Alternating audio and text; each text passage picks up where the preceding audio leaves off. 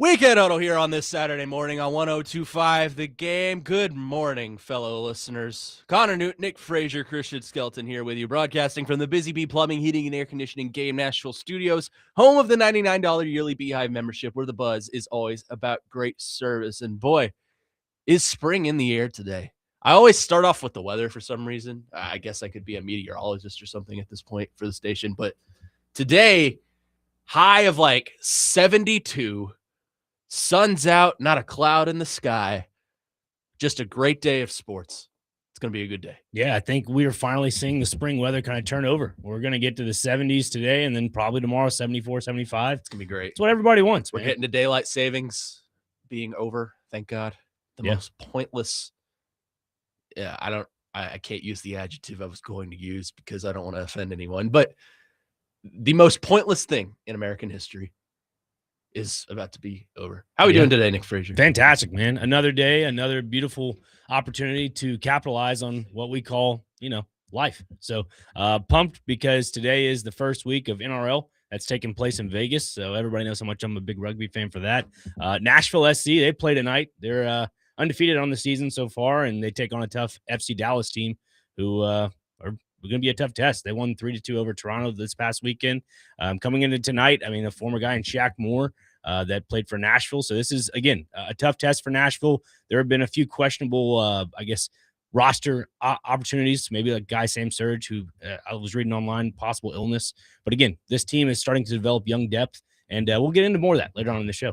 Speaking of Dallas, their people from the Stars are emailing me their media Wi-Fi password. So cool. If anyone wants that, I've got that. I've had. Well, let me ask Christian how he is first. How are you doing, Christian? I'm doing great. It's good to know that we'll all know the American Airlines Center Wi-Fi now. If anyone wants it, if we ever go, we'll know the media Wi-Fi now. Yeah. And yes, it is a beautiful day outside. I'm excited to go watch some MTSU baseball later. Are you? I'll probably do some homework while I'm there, but I'm still gonna be there. Did they win yesterday? I think they did. Yeah. I think I saw that they won. So they're off to a pretty good start. Mm-hmm. Yeah. Yes. Yes, they are. Sorry, I've got a lot going on, so I'm trying to focus in today. You're good. I've had a musical awakening over the past couple of days. My man Bruno Mars' album just dropped. Holy crap. Is it perfect from top to bottom? No skips whatsoever. Easy listening stuff. It's helped me level my anxiety. So that's where I'm at today. It's also Elimination Chamber Day, everyone. Get excited. The one time that, Christian and I can start the show off with some wrestling. So as you said before the show, it's everyone's show here. So you get your Nashville SC, I get my wrestling in today. So It's going to be a fun one. Live from Chicago, Illinois. The chamber match itself is going to be fun, although I think we all know how it's going to end. Unfortunately, yes. As much as I like Cody, we kind of know it's just too predictable. It was funny. I was talking to Frazier about this before the show. Like, I've gotten so used to the overseas pay-per-views and them starting at like 1 or 2 o'clock. I'm kind of like, oh man, I kind of wish it was in like a couple hours and I'm not having to wait because it starts at like 7, I assume, right? I kind of wish it wasn't at like 7. I kind of wish it was in the afternoon. I was thinking that this morning. I was like, well, I'm gonna have to dual screen it because Kentucky and Vanderbilt play at 1, and then Elimination Chamber comes on. And I was like, wait a minute, they're in the States. They probably play at or go at like 7. So yeah, and this one is PLEs or whatever you call it, the paid live events. I don't call it that woke garbage though. Sorry, I don't know what it's called. They will always be pay-per-views. Okay, to me. So this is a pay-per-view event as usual. No, I don't know why they call them premium live events. Like, just call them a pay-per-view. Because you're not technically paying per view. You're paying for the subscription to get the whole thing. It's whack. But oh well. What UFC still calls it pay-per-views, right? Yeah, they're called numbered cards. That's what they are. The pay-per-view events are numbered cards. That might be worse than premium live events somehow. No, they've always been called numbered cards. Yeah, they've always been called numbered cards. I've heard that for years. Really? Yeah, that's the first time I've ever heard that. That's so funny to me. They're always called numbered cards. Fight nights are different. Those are free events you can watch. All of it's free on Paramount if you have your subscription there. I was going to ask you guys about, Elimination Chamber. What's the most lackluster, match of that card? I actually don't have the card memorized. Probably really? Becky and AJ. For being honest. Becky Lynch, AJ Lee. And see, CM Punk and Finn Balor are fighting for the world title, which in theory could be a fun match, but we all know how it's going to end. They're not going to switch up CM. CM Punk's not going to lose in Chicago in 2. They're not going to switch up CM Punk and Roman Reigns in the main event. No, right. No. obviously. That'd So be of, whack. of WrestleMania, they're not going to do that. I mean, so. the women's chamber match might be. It's more unpredictable than the men's. I don't know who's going to come out of that one, but I would imagine probably Tiffany Stratton, my girl. She was here one time. Are the storylines good right now in WWE? It depends on. Because right now, as I'm an average Joe wrestling fan, I don't get much of the update about the wrestling storylines online. Normally, WWE is pretty good with that. There's a They haven't reason. been great for me. There's a reason WrestleMania sales are down so much right now. I'll just say that. You telling me WWE's not great? I mean, it's serviceable. It's good. I enjoy it. Serviceable is the word I would use as Oh, well. no. It's fine. Yeah. But I don't like that. when they're word. charging, $5,000 for WrestleMania seats with a not lackluster, but about average product right now, then there's a reason sales are going to decline. So that's where I'm at right now. Yeah, trying to charge people. I mean, some of those ticket packages like $10,000 for 2 nights of WrestleMania. Yeah. Like no, like But it's a new what are you era. talking about? This is not the Super Bowl. No, I mean, not come even on. close.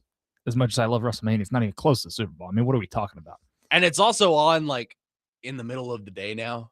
Like they've shifted the start times, which I'm okay with. 2:30 in the afternoon here. It's over in Vegas, so it's high noon over there. I don't know how that crowd's going to be given the Vegas nightlife and how things, tend to go the morning after. So. Yeah, I know when I went to Vegas the last 2 times, they've, had that NRL event. And last year they had roughly about 35,000 people. This year they're expecting 40,000. Again, it's not a sold out stadium. They've sold out all the tickets. Yeah. It's just that the stadium is not fully in full capacity. That is. Yeah. I mean, a lot of people try to resell their tickets for more than market price, which is crazy, but Right. it is what it is. But today should be a fun event. I'm excited. Lots and lots of good college basketball on today, so we'll talk a lot about that. Preds in action in Dallas tonight. They are taking on the Dallas Stars, the first road game of, I guess, after the not All-Star, the Olympic break. Yeah, which should be interesting. They played well the other day against the Chicago Blackhawks. UC Saros, I assume, will be in goal tonight against the Stars. You'll probably see Eric Holla back out there as well as they're returning from their Olympic duties. This is a Preds team. Willie and I kind of talked about this yesterday. I want them to go all in. I'm with you, and I know you feel the same way. I've been saying this since November. I know you nobody's been on this train with me. I know So you guess what? Hop on the Nick Frazier bandwagon because I'm tired of it at this point. I'm with you guys. I know you're with me. Preds need to go all in. They need to make sure that Barry Trotz knows that the direction is not going to be tarnished in any form or fashion, not wagering away the future. Go grab some players. Yep. And just go after it because you're not going to have your Stamkoses for much longer, your Roman Yossi's for much longer, your Forsbergs will be there, your Saroses will be there for the most part, but you got to capitalize on what you have right now. You have a 2 to 3 year window. Do it. I'm tired of, and no offense to Adam Vingan, but I'm tired of hearing like-minded people like him say, well, you're jeopardizing your future by being good now. If you're good now, you're good now. Capitalize on that.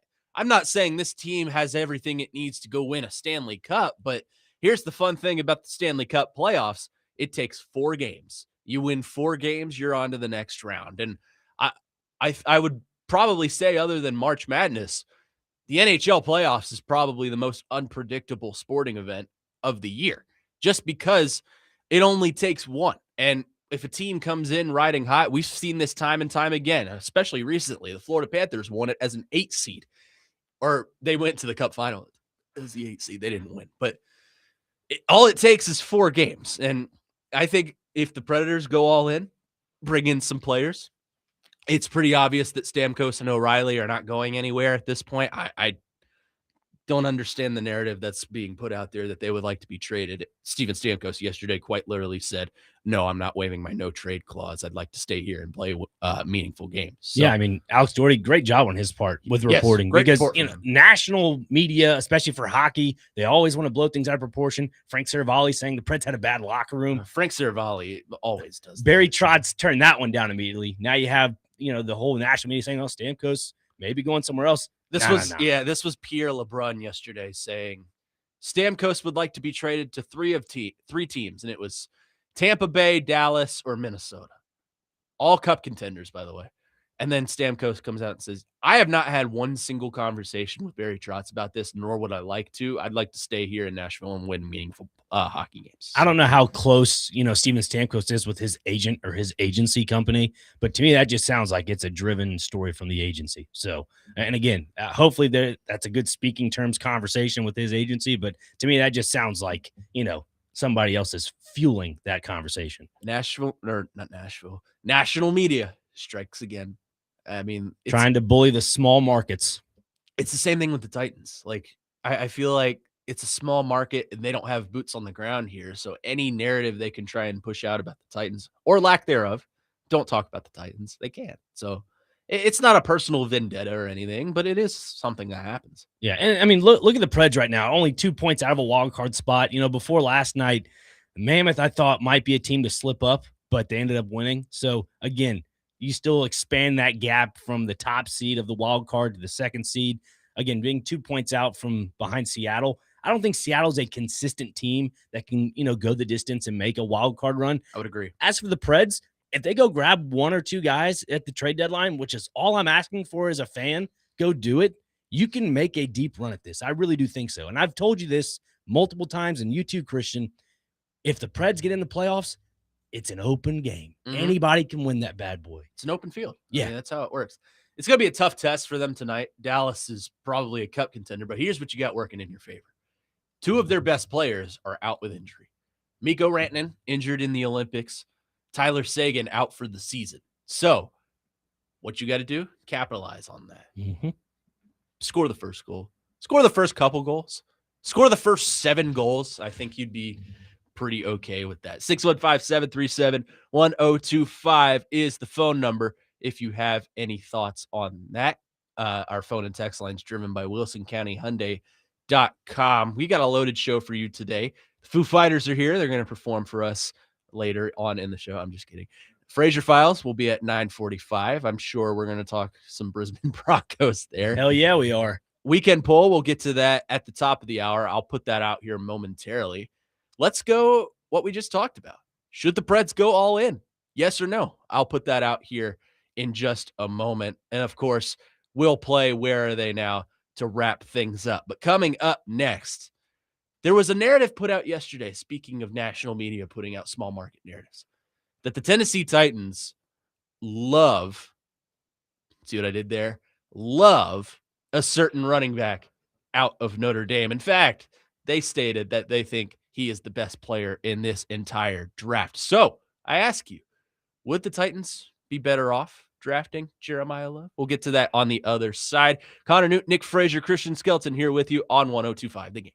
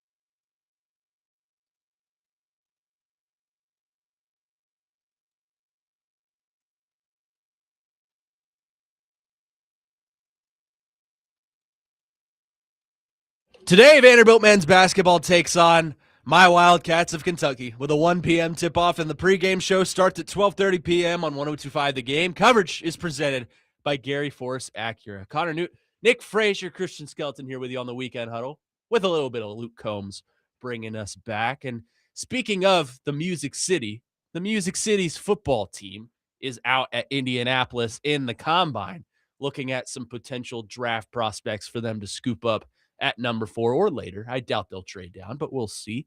And yesterday, there was a narrative that came out from Matthew Berry, who I believe works for CBS Sports in the football department. Matthew Berry? Yes. I believe that is NBC.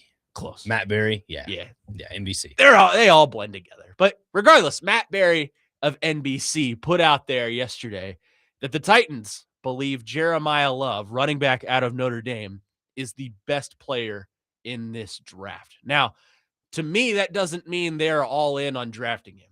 My gut and my heart still says they go edge rusher and draft Ruben Bain. But it is interesting, and D-Mace and I had a conversation about this yesterday on DVD. The Titans, I am starting to think, are leaning more towards the side of maybe we can add some experience at that edge rusher position via free agency, and then we'll get someone to help our quarterback and develop alongside him, a la Jeremiah Love, Mekhi Lemon, who had a very interesting persona yesterday, we'll say. Talking about hugs and eye contact, I'm not touching that with a 10-foot pole, man. I mean, that guy looked like he was going to murder someone. And not on the football field. But Jeremiah Love is an interesting prospect to me. He's obviously a running back. You can play him in the backfield, and I think he's proven that he's a commodity at that position. He is a flexible enough running back to where I feel you can put him in the slot and run him as a receiver, and he would succeed in that. So I ask you this, Nick Frazier. Knowing what we know about Jeremiah Love and knowing what we know about Robert Saleh's developmental skills as a defensive head coach, would the Titans be better off drafting Jeremiah at number 4 at that running back position? Absolutely not. And the reason why I say that is I hope somebody, and I just tweeted about it, I hope somebody falls in love with Jordan Love, because the Titans don't need him in this draft.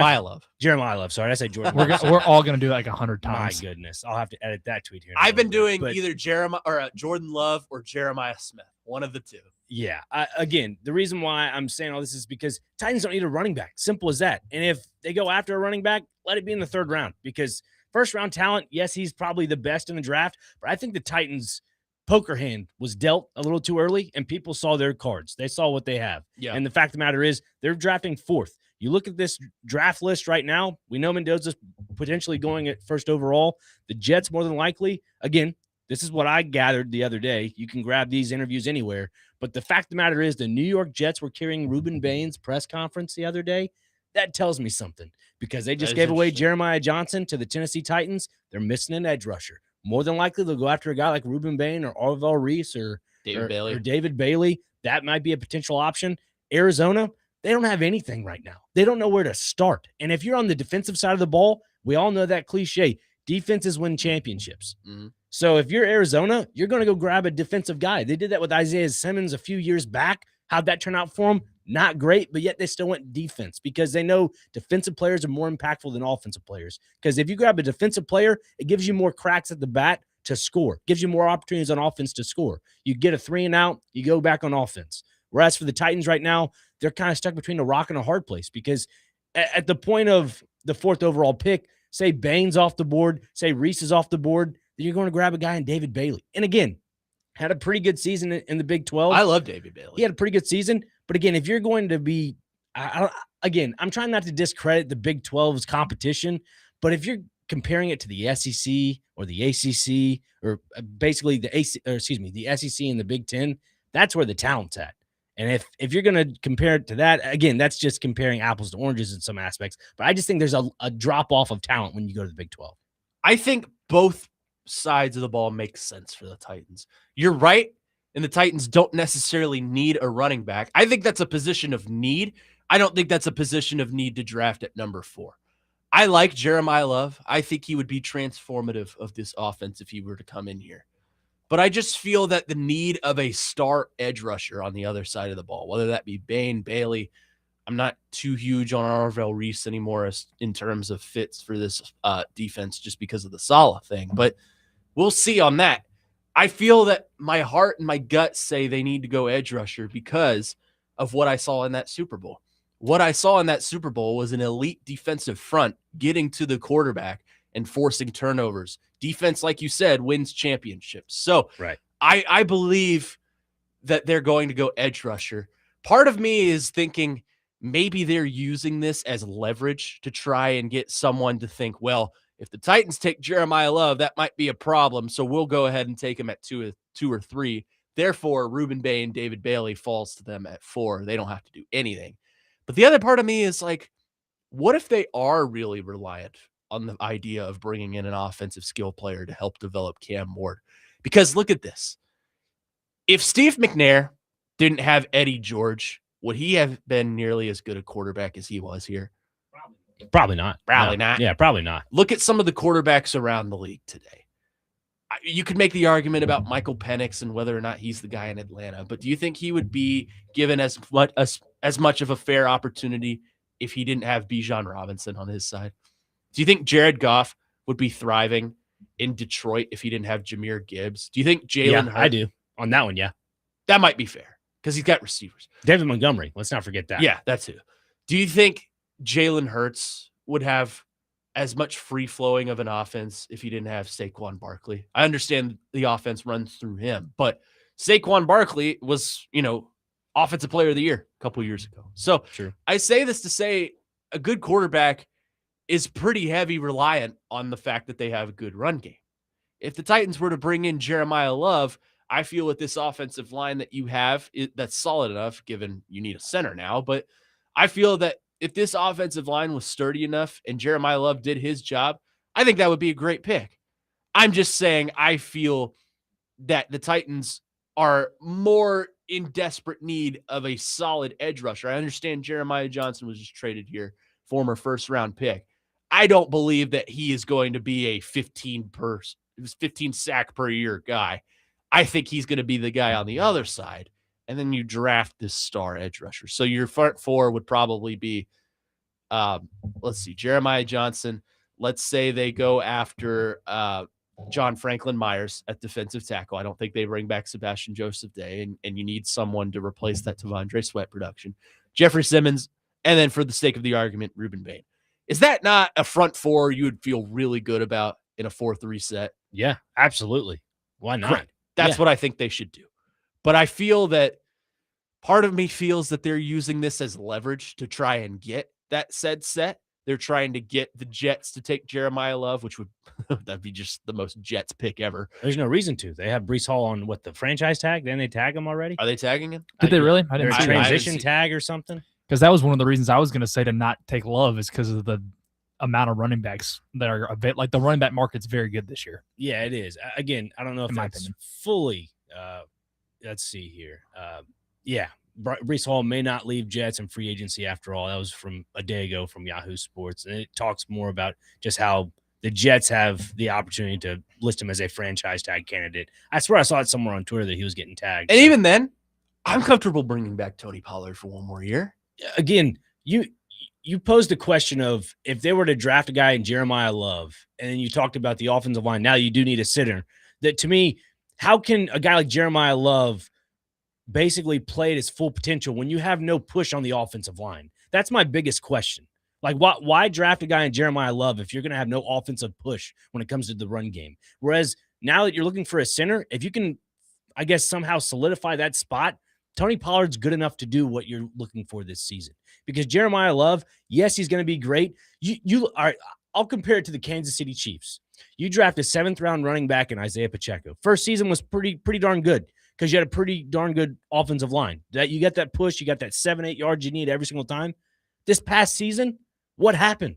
He was nothing because that offensive line was so injury-riddled. You've ruined a running back now, and that's why his name is so much attached to the Kansas City Chiefs in this draft, is because if they have a bell cow running back, and again, Isaiah Pacheco is a little bit smaller than a guy like Jeremiah Love, but then you go into free agency and grab an offensive lineman, or they may have guys on the roster already. That's what you need to do. And I think that's why he's such a perfect fit for Kansas City, is because they've ruined a guy in Isaiah Pacheco. They have. Clyde Edwards-Helaire wasn't wasn't your typical 3-down back. He was a scat back. We all know that. Yeah. Isaiah Pacheco was next in line. That's why they brought in Kareem Hunt. Everybody saw what Detroit was doing. They were trying to spread the ball out. Kansas City said, hey, we can do that too. Let's bring back Kareem Hunt and let's run him with Isaiah Pacheco. And it didn't seem to work out so great. I think it's also worth noting that the running back market in general is such an inconsistent market. It's such a weird market to where we live in a world where Tony Pollard and Derrick Henry are on the same pay level. I understand that may ruffle some feathers, and people, well, they should have brought back Derrick Henry, to which I say he didn't want to be here. But I feel that you could probably find a running back on the open market if you choose to. That would probably give you the same level of production that you could get from Jeremiah Love. That maybe a little bit less, just because I think Jeremiah Love may in fact be the best prospect in this draft, either him or Caleb Downs, who is great. Yeah, safety out of Ohio State. He's going to drop just because of positional value, but he's a good player. And again, let's not forget, I mentioned offensive line. Peter Skoronski, it was even talked about to Borgonzi, and so, I think not Sal, but more Borgonzi. It was asked about, his fifth-year option. Said we're really working on a deal. If you don't get that deal done, why would you go after a running back? That makes no sense. Yeah, because there again, you're missing a piece in your offensive line if you don't get a long-term deal done. Yeah, on the more important side of the offensive line. If I'm the Titans, you go and just fill out that offensive line. I don't care. You got $94 million in cap space. Go get you some weapons for Cam Ward, but get that offensive line situated, man. I know you got 1 year left to the opt-out for Dan Moore Jr. Make sure J.C. Latham is healthy coming back this year, and just figure it out. Because they just need a center. A center and a guard. I mean, yeah, you got Slater, see what he can do, but yeah, you're losing Zeitler. Exactly. Not a huge loss. Yeah, exactly. So again, Cushenberry, I'm a little bit more on the little fluffier side on Cushenberry. Should have been around a little bit longer. Coming back from that Achilles, you never know. He might bounce back somewhere in the league. I think that if he didn't fail his physical, he would still be here. Yeah. But it's just, a legality thing. And was the physical the whole reason he got released? Pretty much. I believe so. Okay. Yeah. Well, pretty much. That's unfortunate. 615-737-1025 is the phone number if you want to chime in on the conversation. The weekend poll is out. I have made it to where you can vote on the conversation we had at the top of the show. Should the Preds go all in to make a playoff run? We'll get to that at the top of next hour. Coming up next, I want to talk a little bit more Titans. I want to talk about what they're going to do at corner, which is another position of need.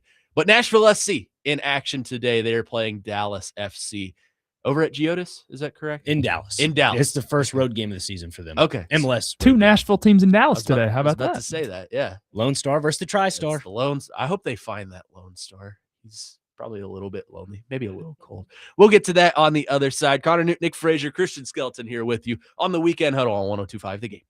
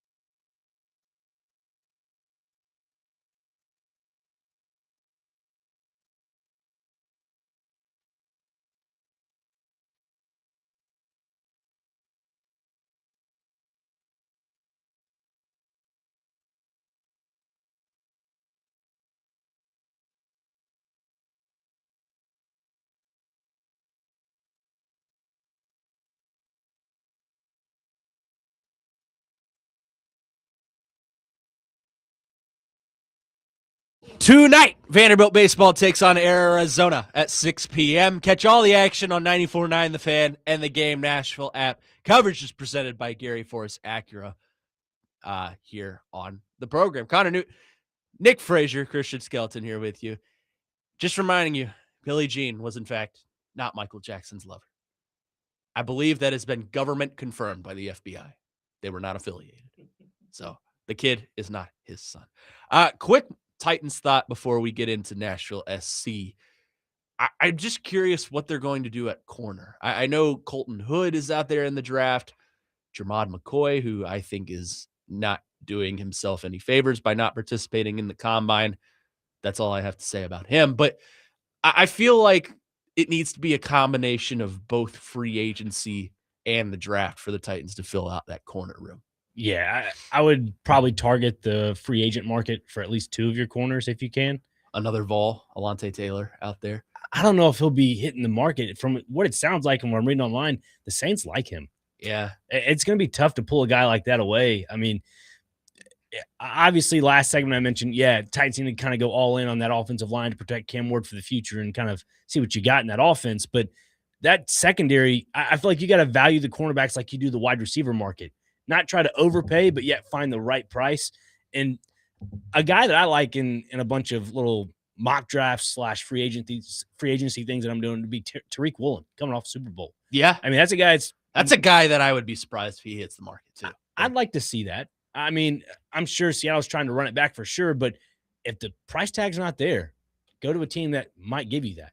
I did not expect for myself to come out here and just preach Vol propaganda today, but here we are. I love Alontae Taylor. I think he'd be a good fit here. As far as corners, the top three are probably going to go in the first round. I like the kid out of Arizona State, though, although he profiles more as a nickel, but you need just about everything at this point. I mean, right now, Snead is not going to be back. There's no way, at least in my opinion, that he's going to be back. Marcus Harris is probably the only corner you have on your roster that is worth anything that's going to be back. And even then, I don't think he's that great. He's young, and that's an upside for him, but I'm not sure he's that great. So there needs to be a lot of work done on the corner room. And I think you and I can probably agree it needs to be a combination between free agency and the draft. Another event going on outside the Music City today, but relevant to the Music City's sports programs. Maybe not a major sport, but soccer is in effect. The season has begun. I'd say it's a major sport. For some. No, for sure. For in the U.S., it's definitely a major sport. Yeah. I mean, you can make the case. When I think major sport, I think of the big three. I think football, basketball, baseball. There's no basketball in Nashville. That's true. Memphis. They might relocate too. So it's Memphis, not really a major sport. Tennessee anymore. doesn't claim Memphis. It's its own country. Nobody claims the NBA either. Yeah. So not a major sport. This is true. So soccer's overlapped. So All right, continuing. Anyways, soccer in action for the Music City. Nashville SC in Dallas today. Yeah, man. It is going to be, would you say, tough competition for SC today? I know they're undefeated on the season. They're poised to have a good season. Definitely their toughest matchup of the year, for sure. I mean, I'm not saying New England's a great team, but they're definitely not the challenging team of the season. Dallas brings a different formation. They play a 3 at the back, 5 midfielders, 2 forwards. So it's going to be difficult for Nashville to find some passing lanes and through the middle. You kind of have to exploit the flanks like they've been doing. It's just going to be fun to watch. Again, if they have Warren Madrigal on the left and Christian Espinoza on the right, this team should score at least 2 goals today. I mean, this is a talented forward group. Hani Mukhtar, Sam Surridge, I was reading online, Sam Surridge is dealing with an illness, so he's questionable. But overall, if you can find that supplemental piece as your number 9, I think they kind of have that with Woobens Pacious. He's from, I believe, Haiti. Woobens, yes. Okay. Woobens Pacious. He was on loan last year to Tampa Bay, scored 17 goals across all competitions. He has 2 goals and 2 starts for Nashville this year in the CONCACAF Champions Cup. Again, this is a Nashville team that BJ Callahan has given that baptism by fire look, meaning there are a lot of young guys on this team, and he's just throwing them out there.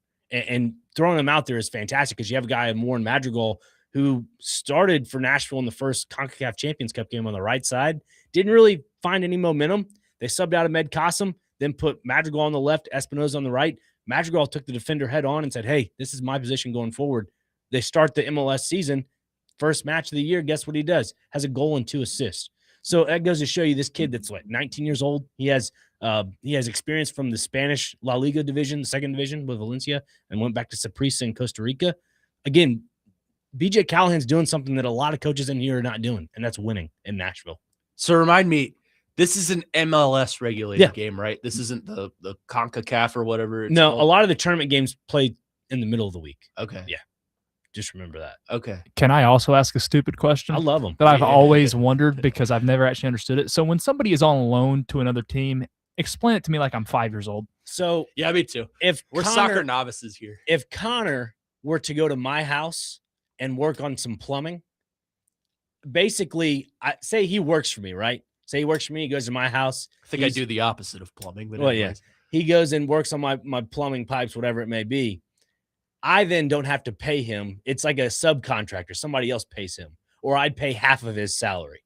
That's what a loan deal essentially is. Okay. It's like you're a subcontractor for another team. Okay, so basically, my family would be paying me to go to your house, essentially. Yeah. Let me just put it back into sports terms because this is not working right. There's team A and team B. Say you go on loan to a team in Europe, and your salary here in Nashville is like 2 years, $4 million. Say the deal is I pay half your salary. So then out of those 2 years, say you're only on loan for 6 months. You still have a 2-year deal, but out of that percentage of your $4 million, they pay $1 million of it. So we're only held liable for $3 million. That makes sense. That's what the loan deal would be. It's a salary split, basically. Yeah, essentially. So you have 2 clubs paying one salary. And loans kind of help out with MLS play because it's one of the only sanctioned soccer leagues that has a salary cap. And they have a bunch of different, roster constructions of like a U22 initiative spot and homegrown talent spot. And then they have a bunch of like allocated money categories, like targeted allocated money, general allocated money, and you can trade those for roster spots, meaning like in the draft. So again, those are just, it's a bunch of chaos. And that's why I tip my hat to Mike Jacobs. Again, the foundation was laid with Gary Smith. They didn't do much roster movement. I think they learned their lesson with Ake Loba, who was probably the biggest signing in Nashville history, but not anymore. They now have a core where they can develop and retain talent. And it's a good problem to have, too, if you're Nashville, because a guy like Sam Surge, who scores a lot of goals, Connor, he just signed a new deal with Nashville. And he was linked to going back overseas to England. Yeah. It's a good problem to have. It is a good problem to have. I do have another dumb Nashville SC question. I love them. Do they have Cracker Barrel sponsored on the back of their uniforms, or was that fake? It was fake. There are some fans out there that do not like the Nashville SC kit, the new jersey. I like it. I think it's nice. I think it's something different. I like how they're kind of going the Pittsburgh method, and aside from the Titans, pretty much all Nashville pro teams match. Yeah. I like that. Yeah, I do too. It has that continuation factor. And the reason why people are saying it's like a Cracker Barrel jersey is because the crest used to be on the left side of your chest and they moved it to the center. I actually like the detail to the jersey because the World Cup is this summer. And if you look in detail on the crest, it has stars on it. So again, you're in the United States of America. You're definitely going to have stars and stripes on your jersey in some aspect. But yeah, this team is going to be taking on FC Dallas tonight, a tough test, and we'll see what happens, man, because they're a good ball club. Again, if you like watching teams score goals, Nashville is definitely that team. 615-737-1025 is the phone number. That was a very interesting segment. I don't know a lot about soccer, so educate yourself a little bit. It's nice to get be well versed in the sports world. Information from the soccer encyclopedia here at the station. It's the same thing for you guys when I talk about wrestling. I'm just your average Joe fan. I'm going to ask the dumb questions too. Well, we help each other. We help each other learn. That's the most important thing. Exactly. I go out of my way to learn some wrestling for you guys, and I feel like it should be reciprocated a little bit. We all hold hands here. Coming up next, Nick Frazier will take over the show once again. The Frazier Files coming up next, and I have a feeling we're going to go to the land down under for this conversation. Crikey! We'll talk about that coming up next right here on the Weekend Huddle. Connor Newt, Christian Skelton, Nick Frazier right here with you on 102.5 The Game.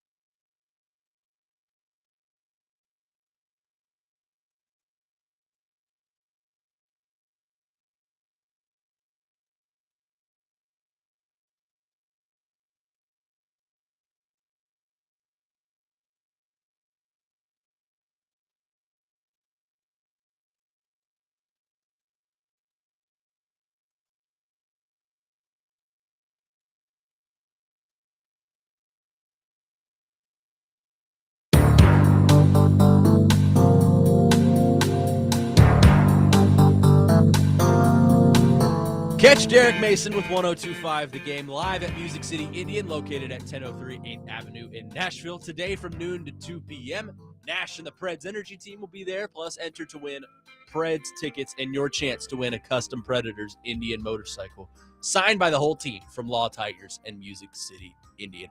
Welcome back. Connor Newt, Christian Skelton here with you on the Weekend Huddle. But this segment, of course, all about the classified alias known as Nick Frazier. Take it away, my friend. Thank you very much. Dr. Crane is ready to go into the rugby league once again.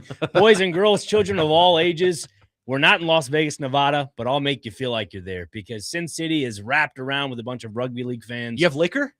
No, not on the air. No, not on the air. Unfortunately. No, but this is a crazy turnout for year 3 of rugby league in Las Vegas. They have just taken the world by storm once again. I think they were expecting around 40,000 fans, what I was telling you about in Allegiant Stadium. But overall, they have had a big turnout on Fremont Street at the Fan Fest. They have over, I think, roughly 75 to 80,000 fans there. There's some fans that are not even going to the game. They're just there to have a good time and party. Now, another thing to bring in more, I guess, awareness to the sport of rugby, and rugby league and rugby union is a little different, but the English players from the Super Rugby League, I think it's Hull, KR, and Leeds, they are coming in to play a game. It'll be the first women's rugby league game played at Allegiant Stadium, I believe. I think Club Women's. They played an international game there last year. It was Australia versus England. That game ended like 70-6 or something like that. Australia is incredible when it comes to women's rugby. But the men's that are playing this year, it is the Canterbury Bulldogs versus the St. George Illawarra Dragons. And then the next game is the Newcastle Knights versus the North Queensland Cowboys. So these are going to be a lot of fun games. The biggest storyline for the Newcastle Knights is Dylan Brown. This guy played for Parramatta last season. Again, you guys are probably thinking, who the heck is Parramatta? I'm so lost, but I'm enjoying the Parramatta Eels are kind of the middle of the pack team. That's an awesome name. Right? Yeah. They're in the middle of the pack, so they just kind of sell off their players for the most part. Dylan Brown is a focal point on any roster you have him. He signed a 10-year, $13 million contract. So, again, you're signing basically for the rest of your career. This guy's been nothing but fantastic for the Eels. Now he comes to the Newcastle Knights and joins the one and only Kalen Ponga. This guy, he is like one of the facilitators. He's the quarterback of the team. Oh, I can just imagine the Australian commentator, Kalen Ponga. Yeah, that's exactly how it sounds, man. I mean, this is going to be so much fun. North Queensland Cowboys, they're kind of like the Dallas Cowboys of the NFL. They seem like they're going to be good, and then they're not really good. Yeah. They got Scott Drinkwater, a pretty prominent name with that roster that he tends to – Scott Drinkwater? Exactly, Scott Drinkwater. Yeah, he tends to facilitate a lot of the ball around the field as well. And then the wingers, one of them being Murray Tuolangi. He is – been on a little bit of a downslope in his career, I think, because of the lack of production. They don't have Jeremiah Nanai anymore, and that's a guy that kind of is your rough up the group type guy up front, one of your front rowers. So that's a big issue for the Cowboys, a loss from that. But the other game going on after that, the Canterbury Bulldogs and the St. George Illawarra Dragons, former NFL football player, by the way, Valentine Holmes, played for the New York Jets. Tried it out for a little bit. Wasn't great. I think he was a running back in some aspects of the game. Then went back to Australia and said, hey, let's play some NRL. This is not fun at all. And then you have the Canterbury Bulldogs, one of the probably biggest names in all of rugby league, Stephen Crichton. This guy. That is the most Australian name I've ever heard in my life. Stephen Crichton is one of the focal points of this league. Crichton. I mean, again, it's so hard to really engage with on the radio, but if you're there and you enjoy that atmosphere and you just feel it, that one, Australians know how to party, and two, I know. Do you now? You ever been to Thunder Down Under? No, I know you have. You love that. No. Goodness gracious. Nope. Connor loves Thunder Down Under. No, it's not. You sure about that? That's more of a Chase McCabe special. Why'd you bring it up? Don't you love it? Chase McCabe was telling me all about it. Oh, okay. Gotcha. How much is it's his favorite? I gotcha. I don't know what that is, but I'll tell you in the break. Yeah, okay. You'll love it. You ever tuned in Tokyo, by the way? Not a radio station, buddy. Not a radio station. But no, like it's a lot of fun, man. These events, I think they even talked about. I was listening to their TV show last night. They went live at 10:30, and they were saying they might move this rugby league event to Miami, which would be huge for us in a roundabout way, we could possibly go down to Miami and watch this instead of flying 6 hours or 4 hours across the country. If you take me to NRL in Miami, I wouldn't know what to do, but I'd be happy. No, you would know what to do. Trust me. You would feel like you're a part of the group. At the Lonnie Kai, dancing the night away. There you go. Maybe we'll see Morgan Wallen there too, maybe with his horrible song about Miami. Miami. It's awful. Yeah, it's a rendition of an older song. It's Keith. The older song was definitely the better song because I've heard both. It's definitely the better song. Exactly right. So, any questions? No. Yes. Maybe. What venues are they having this in? It is the Allegiant Stadium. Okay, so it's all in Allegiant. Yeah. Do they play like? This no, is going to show how green I am on rugby. Is it the same? Like, is it a 100-yard field like football? Do they use the entire field? Yeah, and it's everything? the same thing. It's 80 yards from goal line to goal line. Okay. It's like not even 10 yards for the end zone. It's like 5 yards almost. Not 5. Say about 8.5. So there's a little bit of distance, but it's a lot smaller in height. I did hear you say Allegiant earlier. I wasn't sure if they were only having an Allegiant or what. Yeah, it's cool. They've done a pretty good job at just lining this whole entire. It's kind of like a UFC card or a wrestling card where they have like a game at 12:15 and they go all the way to like midnight. It's the rugby SEC tournament that we're gonna have here in Nashville. Essentially, man. Essentially, that's really cool. So who's the betting favorite to be the champion? Is it your boys? Yeah, I mean the Brisbane Broncos are the favorites coming into this season. I don't think they'll go back to back. It's just my gut feeling because Payne Haas is signed. They called it badass name. I know that he's one of the front rowers. He won the MVP award last year for the grand final. But no, he is taking on a new contract with the South Sydney Rabbitohs. And it's a bit unfortunate because that guy is a difference maker on the Broncos team. Adam Reynolds is a player that is a veteran. I think, tore his hamstring in the grand final last year. It was playing on a gimp torn hamstring, and he's going to retire after this season as well. So I think there are a few other guys. Ben Hunt should also retire as well. There's just a lot of older players on this team. It's just kind of like the Florida Panthers. They're trying to run it back one more time. They're trying to get it done. Yeah. 615-737-1025 is the phone number. I knew we were going to go down under there, and I have no idea what he's talking about, but I enjoyed it, and I enjoy his passion here. If you can, folks, go out and try and learn a little bit of some other sports outside of the United States. I know that Major League Rugby is coming to Nashville in April. That's rugby union. But just, experiment with some other sports, other teams. You may enjoy some new people. I don't know. That's just how I look at it. He says it's called being cultured. Yeah. When does darts start back? It's already going on. It's Premier League darts right now. Okay. Yeah. So how's our boy doing? Luke Littler's doing all right. Not too bad. He doesn't really perform well in the league setting. He's more, better in the tournament setting. He turns it up when it matters. Exactly. That's right.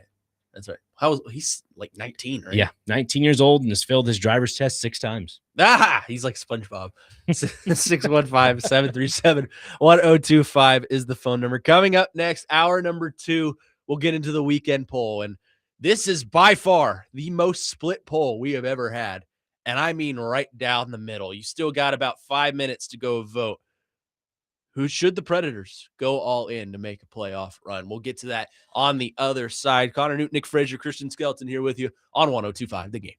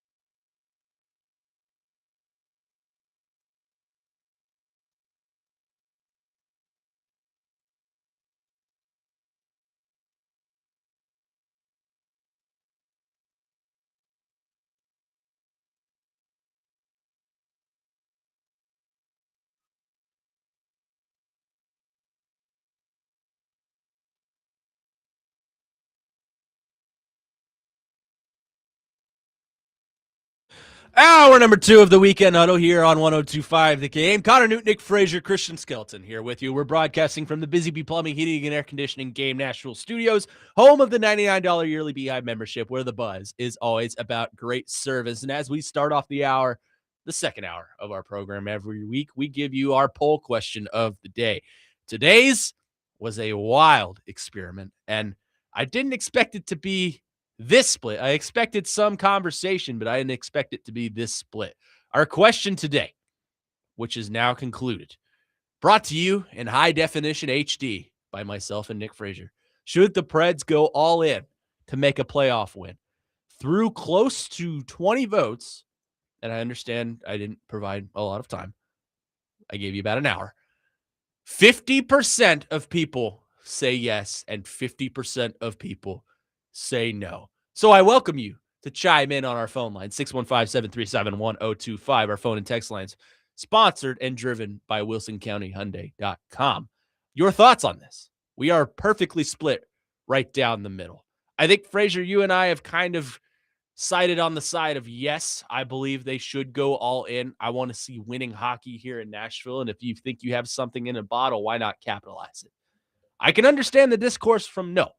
There are people like Adam Vingan, and he's not the only one, but there are people like that think this team has been stuck in the murky middle for too long.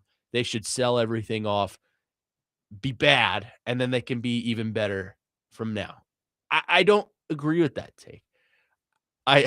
Willie called me out on this yesterday, and it is ironic. As a Kentucky basketball fan, you strive for greatness every year, and if you don't, it's failure.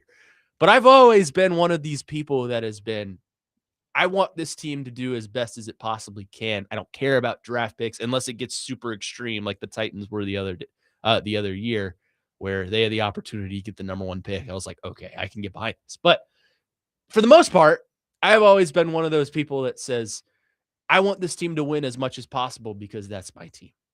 The same could be said for the Predators. I want them to go all in, make a playoff run, and just capitalize on what has been pretty much an amazing story the last couple of years, from one of the worst teams in the NHL to a playoff contender.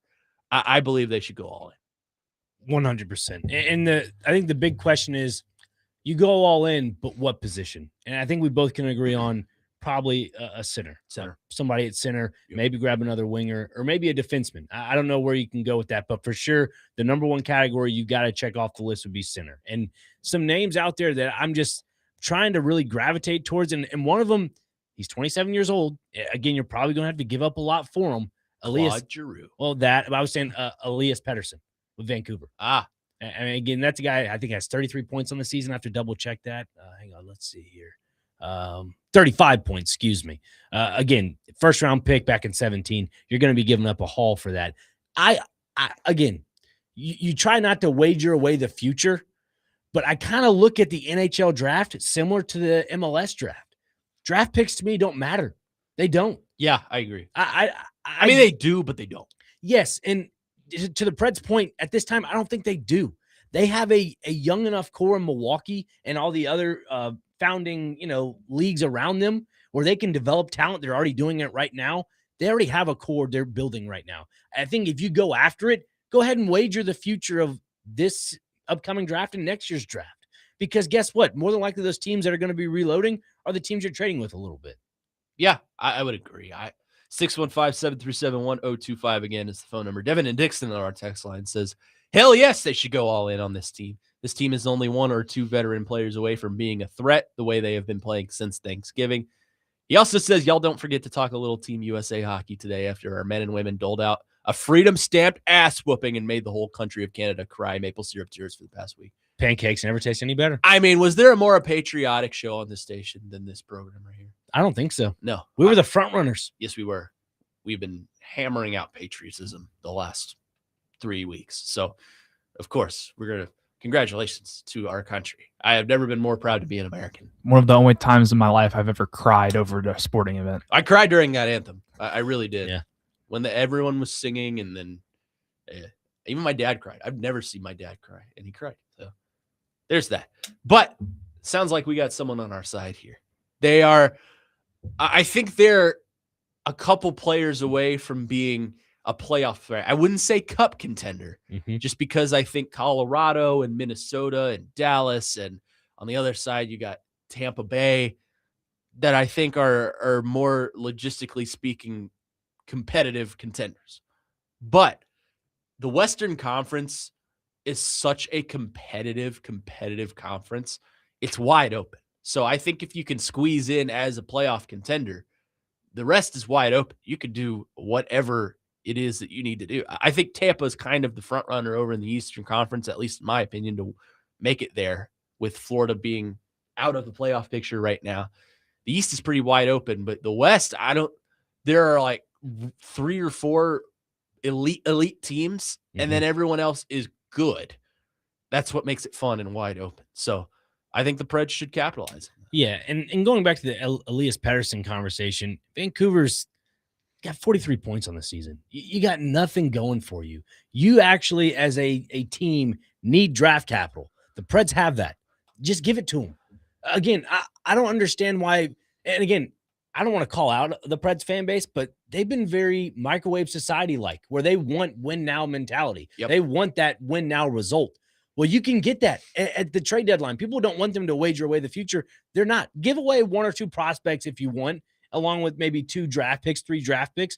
I'm cool with that. If that gives you Elias Pettersson and you make the Stanley Cup playoffs this year and maybe go to the 2nd and 3rd round, who knows? I'm cool with that. If you're not, I don't know what you're planning for the future. Well, here we go. G from Murfreesboro on the text line. I'm on the side of selling. They keep trying to run it back. How often does that really work? If the Predators win their next 4 games, the trade deadline is gone. We'll see, or he says once from the trade deadline are gone. We'll see the old Predators again. It's the same thing for the last 3 years. In all caps, sell. Gee, I see that perspective, man, but I can't be with that. I just can't. I don't like the losing mentality. If Barry Trotz is going to step down and say, "Hey, I'm done after this season. We'll find a new GM." Go for it. Yeah, go for it. If you're going to step away and be with your family, which I'm all for, by the way, I'm a family man first. I don't care what anybody says. Family man first. That's all that. Go after it. Yeah, I agree. And I think there's examples across the league of guys that have said, we've been in the murky middle for too long. We're going to sell off. And it hasn't worked out. The Chicago Blackhawks, for example. Probably the most prominent example is a team that has been out of the playoffs for 10 years, the Buffalo Sabres. They're going to be in this year, but that's a team that decided to sell off and has just been at the bottom of the barrel for the last 10 years. It doesn't always work like that. You're not guaranteed Connor McDavid in the draft. Right. You saw that this past year. You had the 3rd highest odds to land the number 1 pick, and you were picking 7th. So the balls are handled differently. That's what she said. But the lottery is, it's a tricky thing. And just because you're one of the worst teams in hockey doesn't mean you're guaranteed the number 1 pick. And for the Preds to get that elite centerman, maybe they already have it. Maybe his name's Brady Martin. We don't know. To me, I think he's a second liner, but we'll see. It's not a guarantee that just because you suck now, you're going to be elite in the future. You have higher percentage, yes, but it's not a guarantee. So I think going for it now and trying to win as much now is probably the move. I'm in charge of the Predators. Yeah, and again, yes, you draft the young talent of Brady Martin, and I'm kind of with you there, Connor. Seems like a second line guy, but we don't know right now. Nobody really knows because he's still developing. And if you're going to continue to develop, go grab your guys now. I'm tired of the waiting game. I think all the Preds fans are. If you're tired of the waiting game and you want to sell, that doesn't make sense. Those are both going different directions. If you want to win now, go after it. Just go after it. And I'm just sold on Elias Pettersson. Normally, when I mention one person's name and one person only, I'm not saying I tend to be right, but I'm saying that's somebody that need to focus on. I mentioned Robert Saleh. Yes, you did. Hey, yes, you did. And he's here. Yeah. Have the Blackhawks made the playoffs since the sweep in 2017? Nope. I don't think they have. That's crazy to think about. Thank you for bringing that up, by the way. Chase and McJoe had a bunch of lists this past week, and they went through like Chicago and like the teams that had the most losses in the last decade. Chicago was like up there in top 5, and yet they have 3 Stanley Cups to show for that. Yeah. Go after it. Preds could do the same thing. Let's see. Texter on the YouTube chat says if going after it means ruining the next few years of rebuilding, then now let's start the rebuild finally. What are you ruining? I mean, you have the young prospects. Maybe not that elite guy like a Bedard, but you have young prospects. Well, and if you buy and it doesn't work anyway, oh well, you suck anyway. That's why you buy. Yeah. Yeah. I mean, that's why you buy expiring contracts. Exactly. Yeah, exactly. So I can't sit here and agree to that because it's a lose-lose situation. You sell, you're bad. You go after it, you're going to be bad. Like if that is the case, if they end up, fluking out with the people they grab at the deadline, if they do that, it's a lose-lose situation. Or you can look at it as hey, we're going to gamble on this, and it more than likely is going to work out. It's a mentality. It's a mindset. So change it. Flip the switch. Yeah, it is. I mean, it's an interesting conversation. I look at it from both sides, and I think the good outweighs the bad here, and I feel that they should go for it. But, and I think internally that organization feels the same way. I think they have something with this team, and I'm inclined to agree with the way that they've been playing since November. Because like what message does that send to fans? And they're already dealing with it right now. You Give up. Well, no, the fact that you grab a guy in Stamkos, Marchessault, Shea, you re-sign Saros, you keep Forsberg and Yossi around. That's a veteran core that can win now. You said what message does it send to the fans? What message does it send to them? Yeah, right. Too. And so it makes you wonder. We don't believe in you.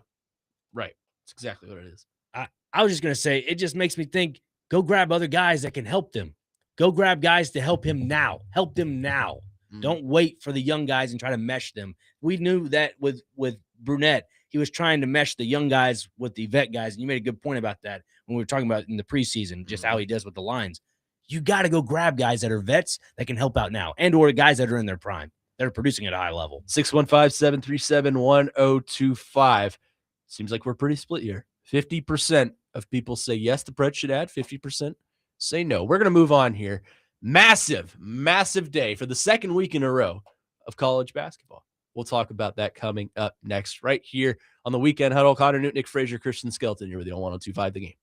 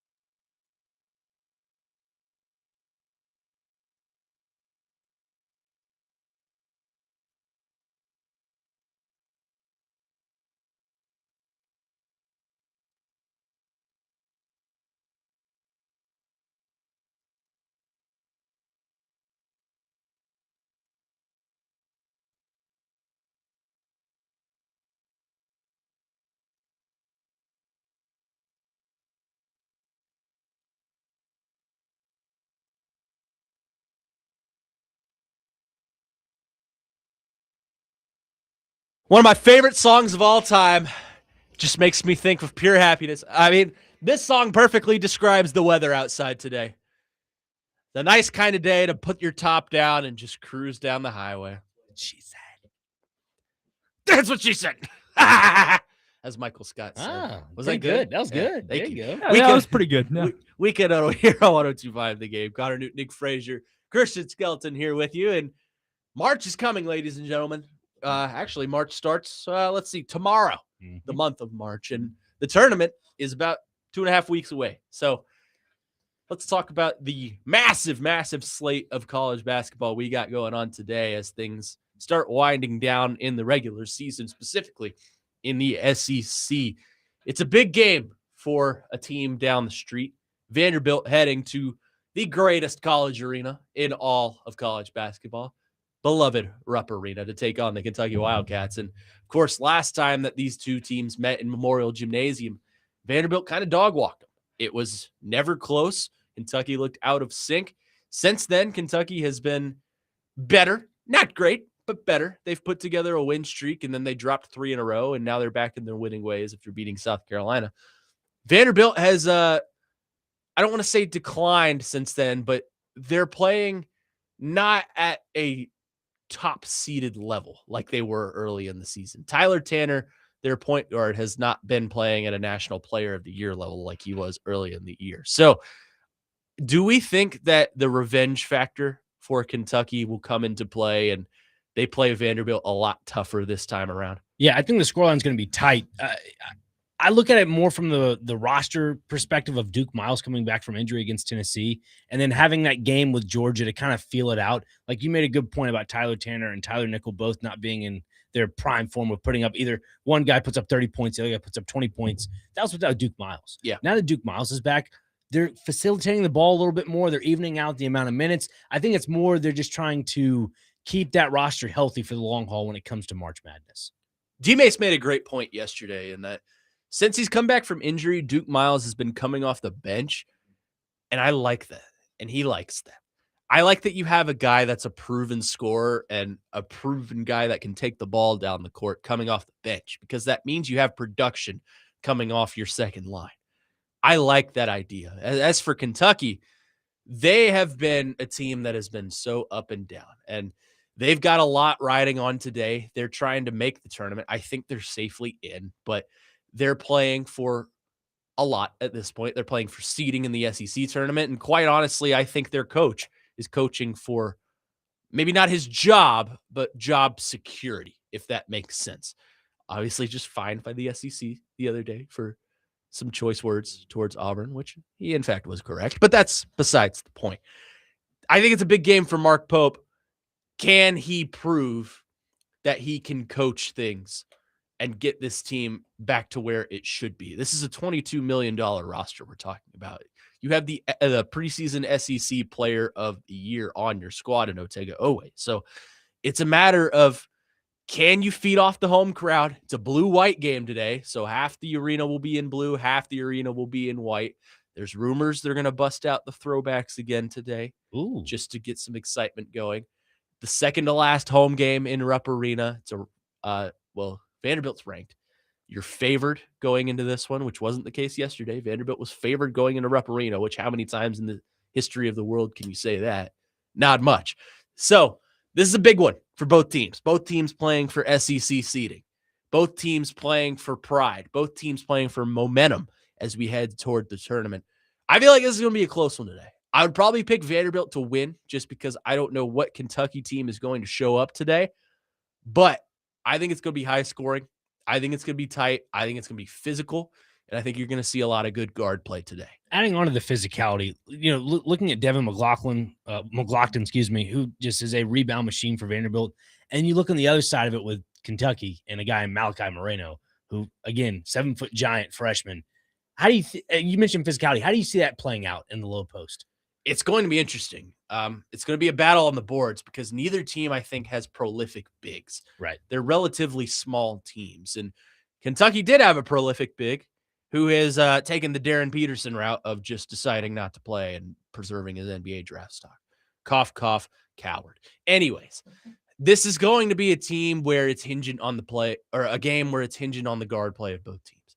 If you're hitting your outside shots, you got a good chance to win. If you're getting good buckets inside from your guards, you're going to have a good chance to win. That's why I think both teams will be on that. And it's a matter of, can Vanderbilt weather the storm, overcome a probably hostile Rupp Arena crowd, as it always is. It doesn't matter how bad that Kentucky team is. That program's going to show up. It's like Mississippi State in a roundabout way. It doesn't matter how bad the football program is. The Cowbells are going to be playing. They sure will. Over at Davis Wade Stadium. So, also in baseball, too, by the way. Cough, cough, number 4 in the nation. Got something to cheer for, boys. I cannot say the same as a Tennessee fan. I can. My team's ranked. They're playing St. John's this weekend, which is an interesting That game. was a basketball matchup. It was a basketball matchup this year, I guess, was. now that I say that. Now Anyway. it's a baseball matchup, and they got the win yesterday. So we'll see how that goes today. But as far, this is the game maybe I'm biased because it's my team, but this is the game I'm most excited for today. I would be too. I mean, I'm not a Vandy fan, but I grew up going to Vandy games. And I mean, we all did. Yeah. The pageantry that involves Kentucky basketball, the history, rich history that is, they tend to always put together a good game. And you've been to Rupp Arena multiple times. I have, yeah. I feel like today's atmosphere, and you kind of touched on it a little bit, it's going to be next level, right? Like we're talking March Madness is on right around the corner now. They got to put it up another notch, right? They're doing a giveaway for students, I think. The first 1,000 students get a free denim jersey, I think is what it is. So student section is going to show up. The eruption zone, as it is called, will be there. It will be a hostile environment. The other team in the state of Tennessee, big one for them as well, over in Thompson Bowling Arena, which I refuse to call it Food City Center. Thank you. I appreciate that. All volunteers can thank me for that later. It is a rivalry game, maybe more of a football rivalry game, but it is in fact a rivalry game. And the Vols have owned Alabama as of late in Thompson Bowling Arena. This is an Alabama team I think you don't know what you're going to get. Alabama, when they're shooting the lights out beyond the arc, they can beat any team in the nation. When they're not, they can lose to any team in the nation. Tennessee, reeling from a loss earlier this week in Como against Missouri. How do we think momentum plays a factor into this one? Who do we think comes out on top, and who needs this one more? A team that needs it more would be Alabama. And again, I know people have mentioned the Charles Bediako thing. It hasn't played too much of a factor onto their roster. Again, that we're kind of a little far reserved from that, but I still think that plays a little bit of a mental factor into that. Again, who needs it more? I would say Alabama, but who needs to prove they can play basketball better? I would say Tennessee, because with Rick Barnes coming into March, that is vital, because the number one thing he always is coined to every year, can't win the big one. And I feel like in the SEC, this is a big one you have to win if you're the Vols. Yeah, I would agree. It's for Tennessee, to me, it's not a matter of if they get eliminated from March Madness, it's win. And if they can put together a couple of good games, if Nate Ament is playing the way he's supposed to be playing, and he has been the past couple of games for Tennessee, if they can put things together, I think they can escape that first weekend and make it to the Sweet 16. If not, if they put on a showing like they put up against Missouri, or the past 2 times they've played Kentucky, where they have multiple double-digit point leads and then blow it, this is going to be a rough in and out year for Tennessee. And I think the same could be said for Alabama. Alabama is a team of inconsistencies. They're a team that live and die by the 3. And if they're not hitting the 3, they're not going to beat you. So for Tennessee today, I think it's a matter of making them take bad shots. Kind of like we said for Kentucky, you're in Thompson Bowling Arena. It's a rivalry game. It's a tough environment. I think they're doing a student giveaway there as well. I believe so. I know it's an orange out, which, okay, that's basically every game's an orange game at Tennessee. Out. But yeah, that'd be like Kentucky saying a blue out. Yeah, I don't understand why. Or Mississippi State saying, everyone wear maroon, please. Wear it's like, maroon. okay, we were all planning on it anyway. Wear maroon, please. Wear maroon. Yeah, it's just been a very frustrating team to watch, because you see these peaks. The peaks are very high, and then the lows are like, what are we talking about? Like, I could not have imagined a game this year where Felix Okpara scores, I think he had like 16 or 17 against Missouri, and you lose the game. I would not have imagined that. But when Jalen Carey has 6 offensive rebounds and doesn't get a single point off of any of those, that's kind of what happens, unfortunately. Not to dunk on Jalen Carey, but I'm a little frustrated with him. Vandy fans will enjoy that. Is it just a general consensus that all Vols fans are frustrated with Jalen Carey? Yes, it is. I do not understand what Rick Barnes like. It's like he's fat. That's debatable. It's like Rick According Barnes, to Otega Owe, he is. Yeah, that's true. I forgot about that. Depends on what skill you look at. It's like Rick Barnes thinks he has to play Jalen Carey. It's like he thinks I'm going to get fined if he's not on the court. Like, dude, just take him out. It's okay. Play small ball. Amon's been playing better small ball, in my opinion, when we have a smaller lineup out there. But sorry, I said we. Bad habit. You're part of the fan base. I've been trying to break that habit. It's hard sometimes. That's a habit I have a hard time breaking as well because I say it off the air, but when I'm on the air, I try to be very I try to do the same thing. Yeah. professional and say them. And if you say we, just clarify it as to what point of we. We as in like a fan base, we as in Nashvillians. That's how I do it. Chase gets on me every time I say we. I'm like, it's force of habit, buddy. Come on, come on, Connor. I will say the I think thing that's a Southern mentality. Yeah. Like we all say we. the thing that does give you confidence if you're a Tennessee fan is I'm pretty sure Tennessee's going for their 8th win in a row over Alabama overall, not even just in Knoxville, just overall. Yeah. So I mean that gives you confidence. But I think I do agree with you, Frazier. I think that's why Alabama needs it more, not for seeding purposes or anything, just so you can get the Tennessee thing off your chest. Get that monkey off your back for sure. And also, too, you look at their resume. Yes, they're on a 7-game win streak, Alabama is. But against ranked opponents, they're 2-5. That's not great. And the fact that Tennessee's ranked 22nd in the nation, to me, gives me a little extra hope that they might pull something out. And one of those 2 wins could have gone either way. That great game against Arkansas. It is the traditional Rick Barnes team, and that they can beat anyone or they could lose to anyone. We've seen them beat Houston. We've seen them lose to Missouri. So, as he says, it is what it is. Or even better, we saw them lose to Syracuse, which was just wild. 615-737-1025 is the phone number. We'll continue this on the other side. Plus, as we head towards tournament time, who in the SEC has the best case to make a run in the tournament? And even better yet, who is a tournament dark horse coming out of the SEC? We'll discuss that coming up next, right here on the Weekend Huddle. Connor Newton, Nick Frazier, Christian Skelton, you're with you on 102.5 The Game.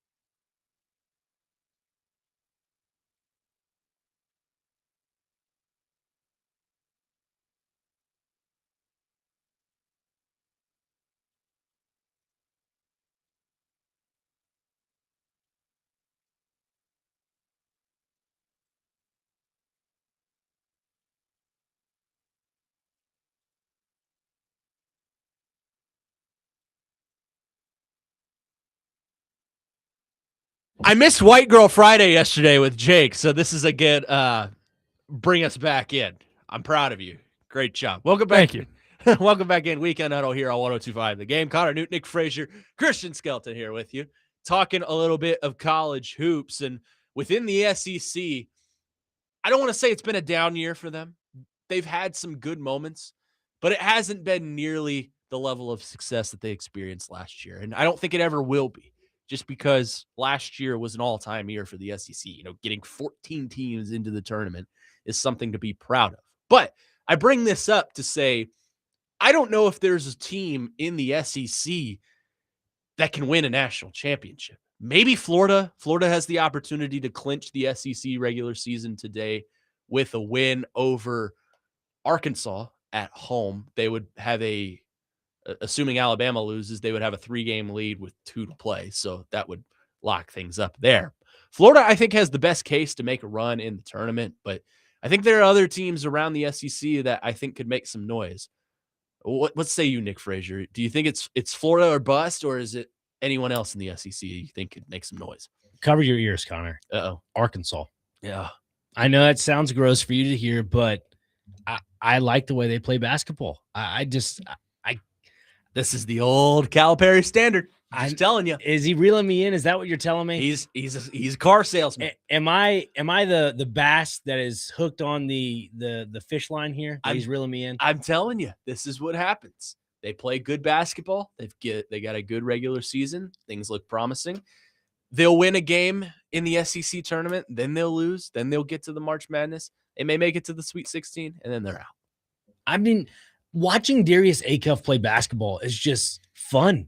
And I think he just controls the game. Like the other night when they were playing Texas A&M, they were down, I think, like 11-2 to start the game. And Darius Acuff went off and had, I think, like 4 or 5 points, like right after that, just boom, boom, boom. And they started collecting turnovers. And I think that's what Calipari's system, again, it's drawing me in, but I like watching his style of basketball. I mean, he's forcing teams to throw up shots that are not going to go in, and they tend to out-rebound their opponent right now. And I'm thinking they're one of those top teams in the SEC. Talking about 2 games back for Alabama, they're 2 games back as well. Yeah, Alabama would probably be my pick. Alabama, as I mentioned, is a team that can beat anyone in the nation if they're hitting their threes. If they're not, they're a team that can lose to anyone in the nation. I don't think it's any understatement to say Florida's probably the favorite to make a run in the SEC tournament. I would also pick South Carolina to make a run in the. I'm just kidding. I was about to say they're like dead last, aren't they? They're terrible. Remember when they were randomly like a 7 seed like 2 years ago? Remember when they were randomly like forever ago? Remember they were in the Final Four like 10 years ago? Don't get me started on the fact that South Carolina has a Final Four and Tennessee doesn't. Oh, I will. It's funny to me. Anyways, that's good. I'm happy for you. I think Alabama is a team I look at and think they can beat anyone. They can lose to anyone. Right. There's a lot of teams across the nation, even outside the SEC. I think they can make deep runs. I think they can lose the first game. Illinois, for example, is a team that they're a Final Four potential team. But if you watched them last night play Michigan, they look like a high school team. So there's a lot of teams, and I think that's what's going to make this tournament fun is the unpredictability. What's going to make things fun is there could be upsets. I don't think this will be like last year where every single team that made the Sweet 16 was a Power 4 team. I think we could see some upsets in this one. Or 4 1 seeds in the Final Four. No, I don't think we're going to have that either. I think we could have some 1 seeds, depending on the draws. Definitely. Like, I think Duke could probably make it to the Final Four because you know how Duke is. They're going to give them the easiest possible path. That's just how it works. Sorry, Duke fans. But I do think in terms of the SEC, you're going to be hard-pressed to find a team that is national championship contender worthy. Florida would probably be the answer. You could make the case for Arkansas. You can make the case for Alabama. That might be about it. Vanderbilt, you could maybe make the case. I don't see them making it beyond the Sweet 16. Vanderbilt? That's just my opinion. Wow. Yeah. Okay. I agree with that, actually. I definitely think they could be a second weekend team, though, for sure. Yeah, absolutely.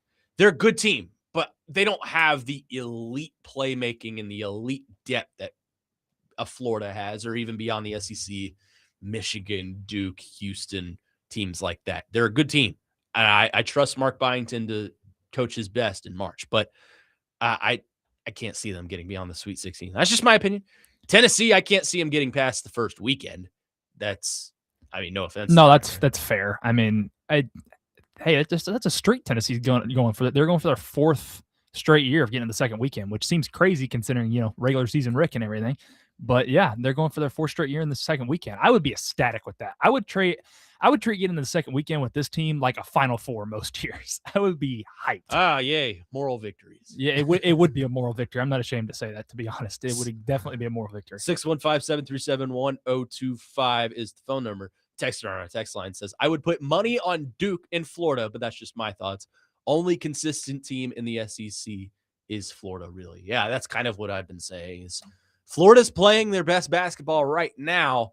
You kind of have to worry, have they peaked a little bit too early? It's possible. They got a chance to go back-to-back. I'm not sure, but we'll see. I'm looking at Missouri as one of those dark horses for the SEC tournament. I would agree with that. Yeah. In Missouri, it's funny. One of our friends, well, they're one of the worst teams in the SEC, and he went on a public TV program, not even TV, web program to say this. And I'm like, you do realize Missouri is like 5th in the SEC. Yeah, they're probably going to be the Tennessee win probably just made them I don't know if I'd say lock, but pretty close to it. As long as they don't. Yeah. If they go on a good run in the SEC tournament, that makes them a strong, definitely. suit. I love Dennis Gates. I love their coach. He's a great coach, man. He's a good coach. Yeah, but in conclusion, Tennessee and Kentucky, they'll be out by the first weekend. Trust me when I say that. 615-737-1025 is the phone number if you want to get your final thoughts in. We got one more segment here on this Friday. And as always, we'll wrap things up with Where Are They Now? Coming up next right here on the Weekend Huddle, 102.5 The Game.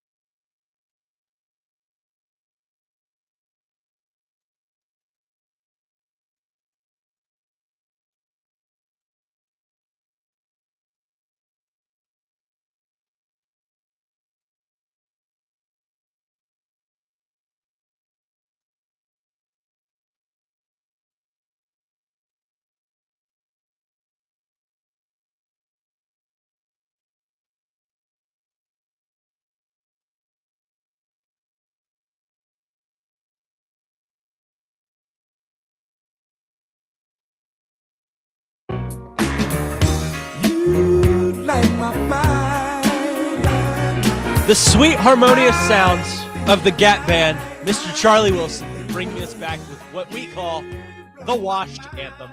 Welcome back in Weekend Huddle here on 102.5. Gabe, Connor Newton, Nick Frazier, Christian Skelton, and Nick Frazier hitting the disco point back here with just a truly generational song. Fantastic, man. As always, we wrap things up with our final segment here on the Weekend Huddle with Where Are They Now? We go around, we list career paths of former or current players, and you know the rules. The points don't matter, the places don't matter, but the people matter, and the fun matters. Without further ado, take it away. Does that mean I'm first? You changed the music like I asked you to. Of course I did. I try to follow directions when you give me a request. Thank you. My last producer would have stared me in the eyes and asked 14 Frazier, do you know questions. this music? Yeah, isn't this the Dude Perfect or the stereotype? Yes, it is. Yeah. These are great. Go for it. Okay, well, first on the list, here we go. Basketball, going to the hard court here. Okay. Kentucky basketball, college. Oh, I mean, First round pick. throwing me a softball here. Oh, just wait. Sacramento Kings, Golden State Warriors, Dallas Mavericks, Philadelphia 76ers. And then this is where it gets a little dicey. In 2022, Rio Grande Valley Vipers. In 2023, he played for the Open Jobitis Varices. I And then think I know it. 2024, he played for the Nayang Monkey Kings. I know it. I want to see if he knows it. Okay. Is that Boogie Cousins? No, it's Willie Cauley-Stein. Boom. This Oh. guy's good. Holy Wrong big cow. man. Never mind. Was a big man, though. And it was a guy that was a first-round pick to play for the Kings too, right? So I was Yeah. kind of on the right track there. Just remember with DeMarcus Cousins, Boogie Cousins, Puerto Rico. banned from Puerto Rico. Banned from Puerto Rico. Okay, Puerto I'll- Rican I'll remember. basketball. Just the basketball league. Yeah, The country he's allowed in. I think so. That's good to know. I'll remember that for future reference. Yeah. All right, here we go. Going to baseball here. This is a relatively easy career path to follow. Toronto Blue Jays, St. Louis Cardinals. That's it. We got a year. Toronto from 1997 to 2002, and then with the Cardinals from 04 to 12. Two-time World Series champion. And a Cy Young winner at that. Chris Carpenter? I honestly don't know. It is Chris Carpenter. There we go. Well done. By the way, did you see the Cardinals? They're doing a $29 Big Mac ticket thing where you get unlimited food, unlimited drinks. Can I sit in Big Mac land? Yeah, that's where it is. That's actually And nice. really cool. yeah, it's like I'll send you all the link. It is a great deal. You get more food than you do for the game. Road trip when they play the Reds? Question mark? We're Yes. making it happen. Let's do that. Live show from Busch Stadium. Sounds great. I definitely can pull some strings for that one. We'll see. Go ahead, Christian. All righty. So we are going to the gridiron. Let me restart the music here because it's going to stop. There we go. Going to the gridiron. He started his playing career for the Falcons. Then he went to the 49ers. Then the Cowboys. Then the Redskins. And then the Ravens.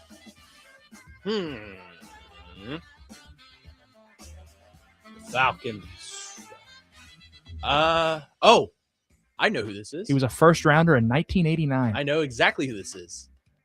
This is prime time. You are Deion correct. Sanders. It is Coach Wow. Prime. I didn't realize he Spot played on. for Baltimore. Yeah, that was his outstanding era. We'll call it that. That was his washed era. His Unk era. His Unk era. Yeah. I actually don't know if he might have been good with the Ravens, honestly. I have no idea.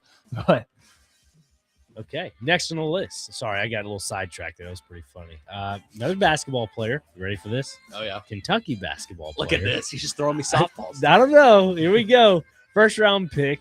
Los Angeles Clippers. Played for the Bakersfield Jam.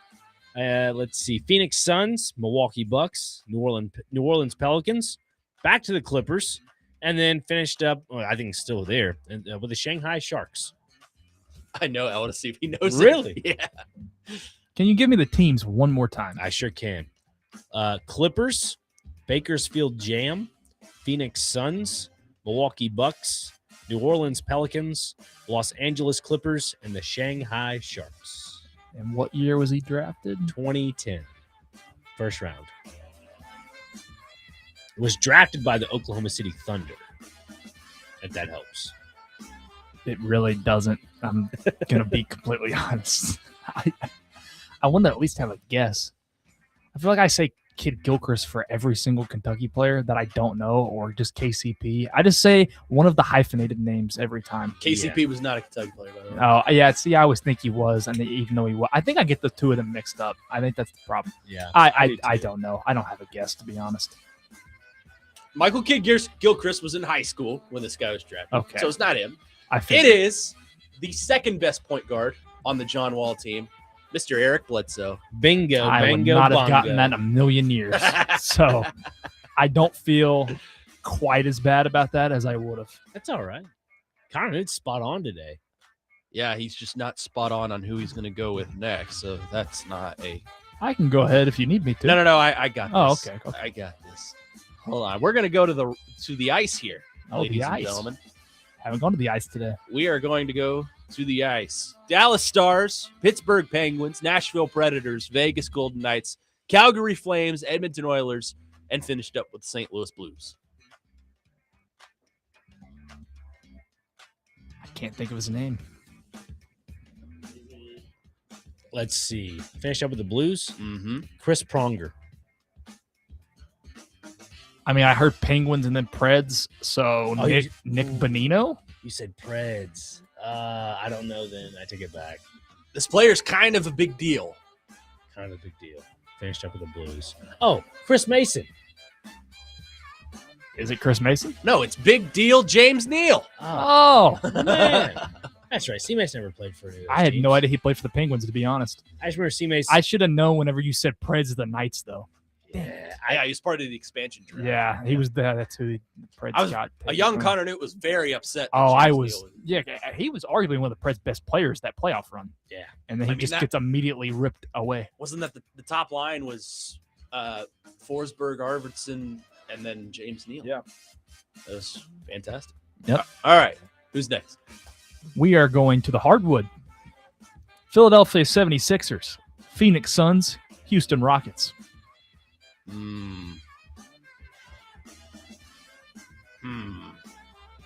Currently with the Rockets? No. He was a first-round pick. Oh, I know who this is. Who is it? It's Big Chuck. You are It's correct. Charles Barkley. Oh, The round mound of rebound. Look at that, man. That's pretty darn good. Let's see. On my list here, who am I going to go with? Yeah. Oh boy. Yeah, not there. Let's see. My list, it's just a long list here. I know. I got to start writing these down because they just kind of pop in my head as we go. Here we go. I usually just look up a couple names a segment before. That's basically Yeah. what I do. Yeah. 2005 draft, Green Bay, New York, Pittsburgh. His name. If you don't get this, you're dumb, Christian. No, you're okay. Green Bay, Jets, Pittsburgh. He's got a lot going on back there. Yeah, I know he does. Oh, Aaron Rodgers. There you go. I Yeah. was like, you knew I'd get there eventually. I was like, Yeah.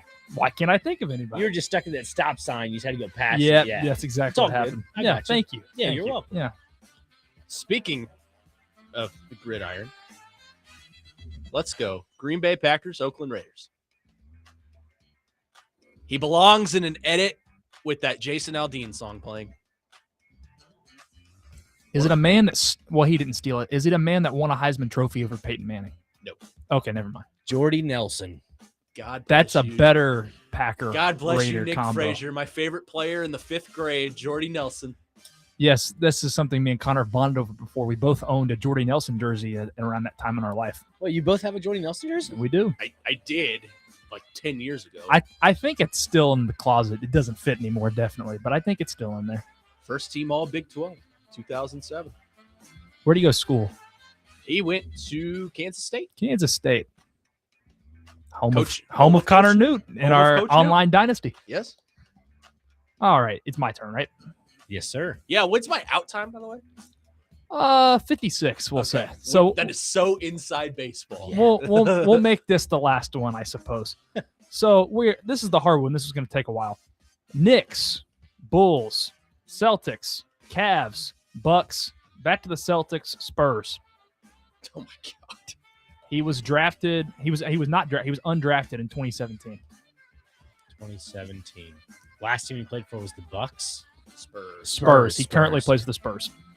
currently plays for the Spurs. Let's go through the teams here. De'Aaron Fox no longer plays. He never played for Boston. Oh, man. No, he was Kings and then Spurs. Yeah. I'm lost. Go ahead, I Connor. know. Give him to me one more time. It was the Knicks, Bulls, Celtics, And Cavs, Bucks, back to the Celtics, Spurs currently. I'm gonna go with Creighton legend Doug McDermott. That is a actually good guess. Is a local guy Not that played at Vanderbilt. Luke Cornett, is It it? is. Hey. And I Max learned- Hers is gonna be so upset. I with learned me. something about Luke. He was born in Lexington. I did not know that. The more you know. The more you know. As you see on the television, we keep getting the message. The more you know. Another fun round of Where Are They Now? Fun As we- show. A much better song. I like that better than the coup. I think we should. Do you really? Yeah, I think we should keep that. That'll do it for us here on the program today. Fun show, fun week. I'm exhausted. I'm stressed. Get you some rest, buddy. I bombed a advertising exam, so hopefully my teacher is listening and will help me out there. So, I'll give you a case. This kid this young gentleman sitting to Kid. the right or left of me, to the right on the cameras, does a really good job, is a hard worker. He deserves that grade. Give him the grade, please. I agree. thank you. That'll do it for us here on the program. For Nick Frazier, for Christian Skelton, my name is Connor Newt. We'll see you next week right here on the Weekend Huddle on 102.5 The Game. See ya. Yesterday's too long ago. Don't agree with